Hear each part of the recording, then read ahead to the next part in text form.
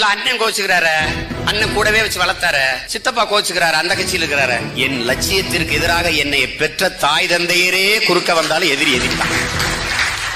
அதுதான் எங்களுக்கு கோட்பாட்டு அளவில் எனக்கு என் மொழி, என் உயிர், என் முகம், என் முகவரி, என் அடையாளம், என் இசை, என் வரலாறு, என் வழிபாடு எல்லாமே எனக்கு என் தாய்மொழி தமிழ் தான். எங்கள் மூதாதை, எங்கள் புரட்சி பாவலன் பாடுறான், என் உயிருக்குரியவளே, என் அன்பு சொந்தங்களே, என் தம்பி தங்கைகளே, தாயை பழித்தவனை யாரு தடுத்தாலும் விடாதே, தமிழை பழித்தவனை தாயே தடுத்தாலும் விடாதேங்கிறான்.